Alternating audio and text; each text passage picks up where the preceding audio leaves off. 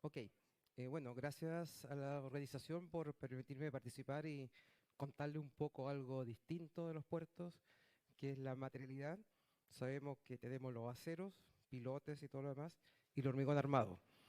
Mi enfoque es mostrarle lo que está este rato en boga, que es el diseño por vida útil, que es lo único que nos puede asegurar que nuestras estructuras sean durables en el tiempo.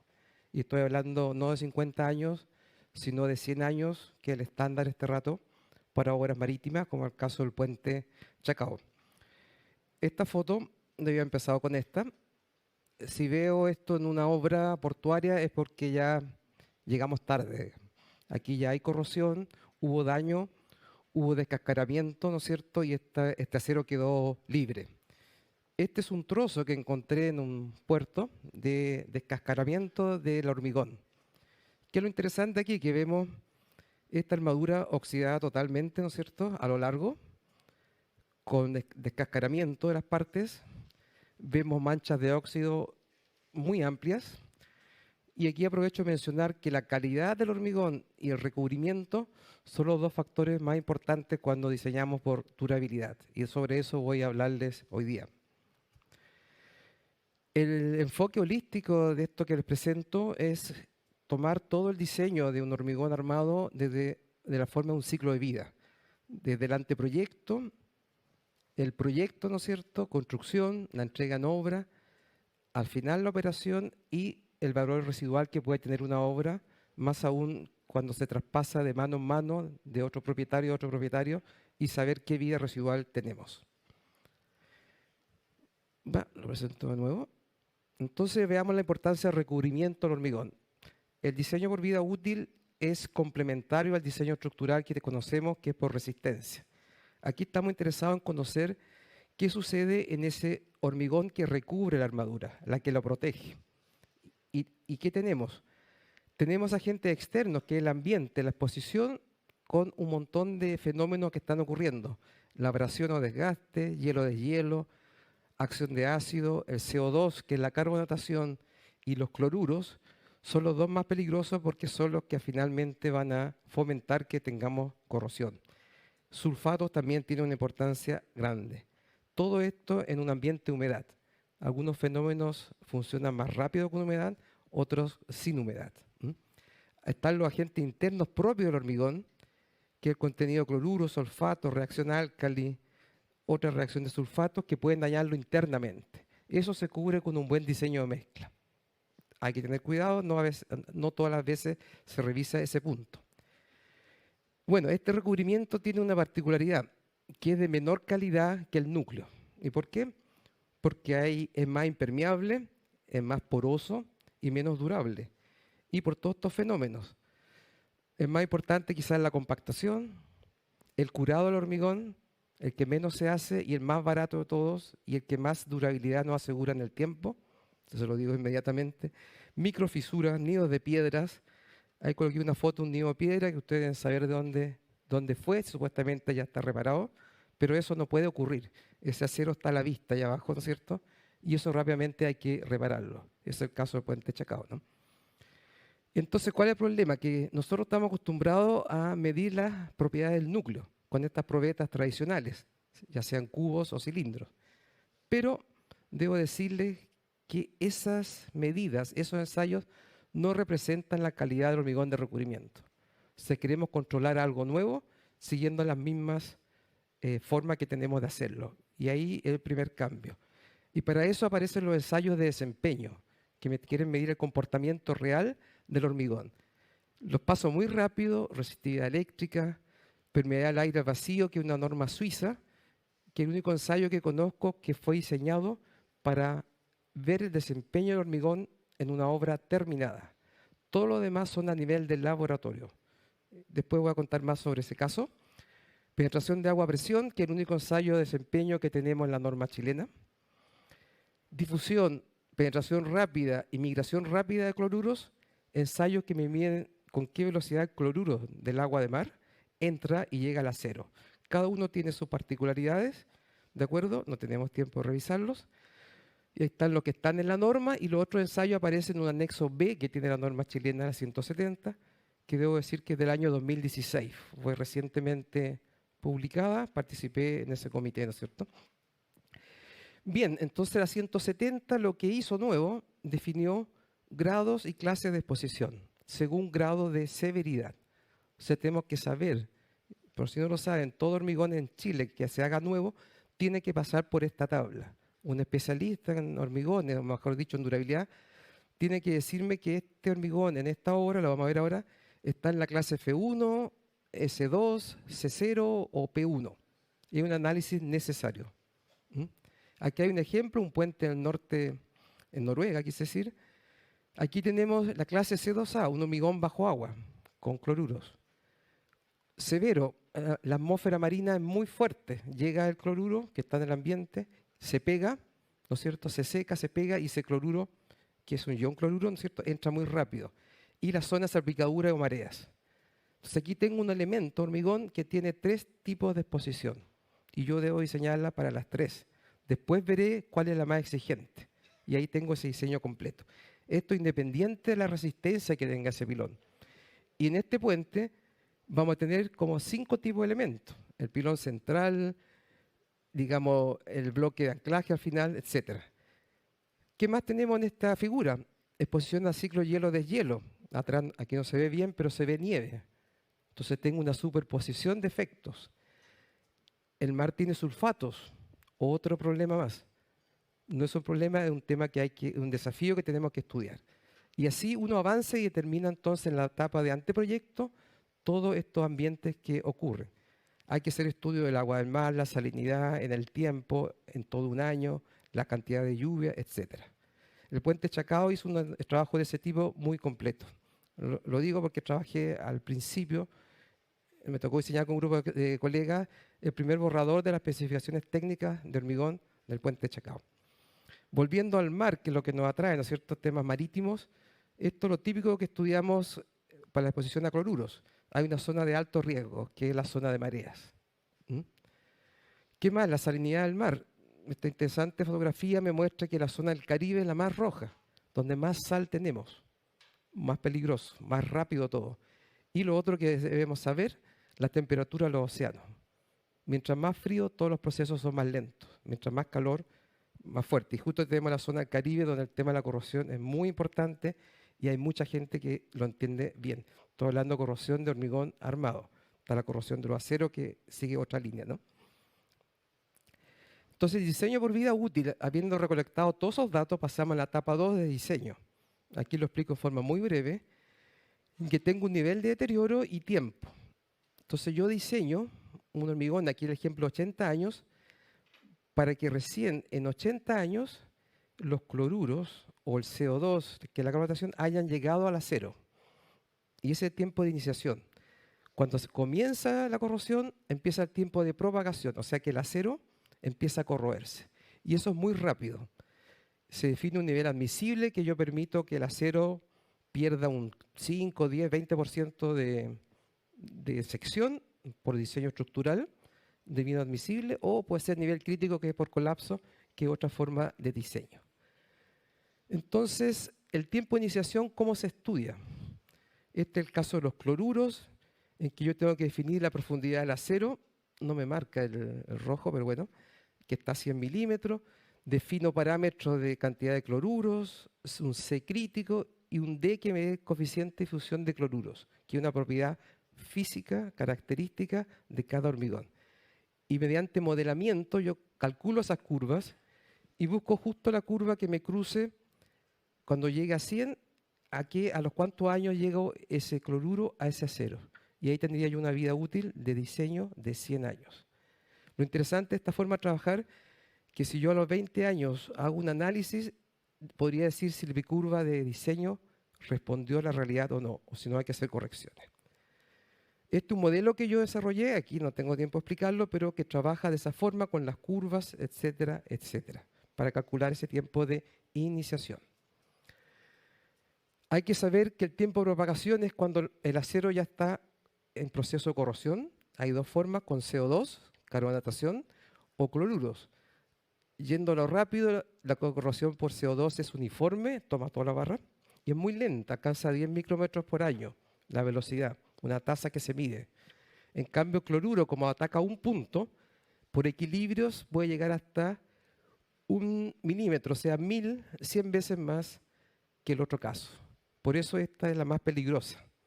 ¿Y por qué es la más peligrosa? Como que esa no se analiza. En Chile yo estoy potenciando que empecemos a medir CO2. Yo cuando salgo a terreno ando con mi equipo midiendo los ppm, porque en Santiago es un tema. Quizás acá no, el cloruro es mucho más potente. Entonces el tiempo de propagación, ¿cómo lo medimos? Otro modelito, me dedico a los modelos. Con un equipo que es el ICOR, yo mido sobre la superficie en forma no destructiva una velocidad de corrosión, que es el eje de abajo. Y con un FA, que es el factor que yo permito que se gaste o se pierda sección de acero, y el diámetro que tenga ese acero, obtengo curvas de ese tipo. Entonces, si yo mido un valor cercano a 20 por ahí, y mi fierro es de 12 milímetros, yo tengo 100 años más de vida útil por efecto de que ese acero se consuma su sección en un 20%. Lo interesante aquí estoy usando datos de medición en terreno. Uno va y mide, no es teórico. Ahí está el equipo el pequeño que es totalmente no destructivo. Bien, esa es la parte del concepto. Ahora queremos diseñar por vida útil.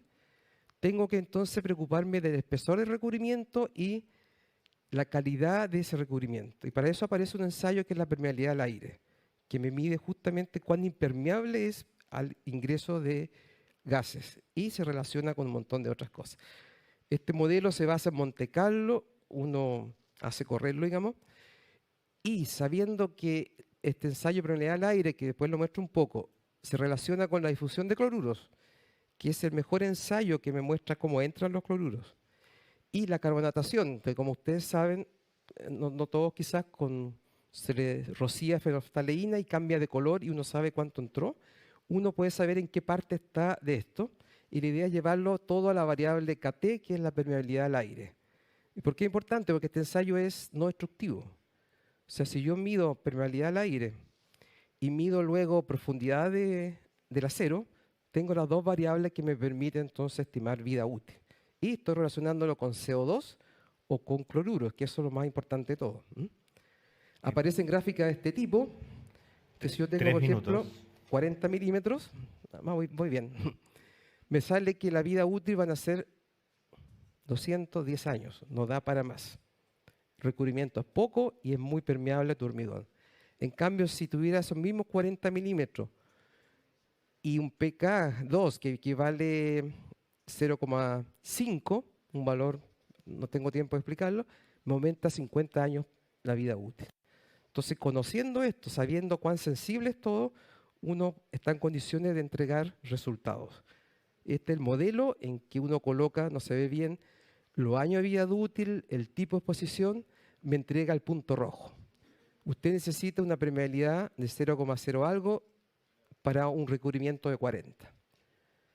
Y el gráfico de abajo, el más interesante de todos, en que uno aplica probabilidades, no es un dato único. Y esta curva, la color violeta, el punto representa 50% de probabilidades. Me dice que a los 50 años la probabilidad de que se inicie la corrosión es un 50%. Como diseñadores sabemos que eso es lo mismo que tirar una moneda, sí o no. Tengo que asegurar el diseño. Y para eso el sistema me calcula la curva roja y lo bajo a lo que yo estime conveniente, y lo que se acostumbra a usar es una probabilidad de un 10%. Entonces yo esfuerzo el sistema para que me dé un KT con tal de que la probabilidad o nivel de confianza sea un 90% de que no se inicie la corrosión. O sea, tenemos un sistema bastante interesante. ¿Por qué interesante? Porque pasando a la etapa de construcción, ya se construyó, yo puedo corroborar en obra que lo que se especificó se cumplió. ¿Y para qué hago? ¿Y qué se hace en este caso? Uno va a terreno, está midiendo con el equipo de permeabilidad, saca una curva de distribución normal, una del espesor, y la compara con la de diseño. Y ahí nos sale el punto rojo, que está debajo de la curva original. ¿Qué significa eso? Que el diseño falló. No el diseño, disculpen, algo falló. Ya fue el acero mal colocado más cerca o la permeabilidad dio muy alta. Si vuelvo hacia atrás, aquí vemos que la permeabilidad dio más alta. El acero estaba muy bien colocado, ¿no es cierto? Se mide todo en sistema de desviación estándar. Y aquí la probabilidad de inicio de corrosión se bajó de 50, ¿no es cierto?, a 10, 15 años. Entonces, con este mecanismo, este modelo, uno está entregando la posibilidad de verificar en terreno el elemento terminado. Esa es la gran ventaja de este método o ensayo de permeabilidad al aire que está normado en la norma suiza. Diseñar, verificar en terreno. Estos son ejemplos de trabajos que he hecho, distintas obras, ¿no es cierto? Incluso cajones para el MOB, puentes antiguos en que uno va a probar lo que va saliendo, ¿no es cierto? Y con la teoría que está atrás para los dos fenómenos, carbonatación y cloruro, uno empieza a entender qué pasó. Y debo decir que me ha tocado estar en puentes, situaciones en que uno espera que haya mucha corrosión. Y claro, el CO2 ya pasó la barra de ir a estar todo corroído según la teoría. Pero como el ambiente es seco, la corrosión como que está ahí nomás. Si llega agua va a empezar. Y eso uno empieza a entenderlo con este tipo de modelos. Y en la etapa de... me quedan dos. La etapa posterior, que la obra funcionó, viene algo muy importante que es el de mantenimiento y diagnóstico. ¿Cómo planifico todo eso?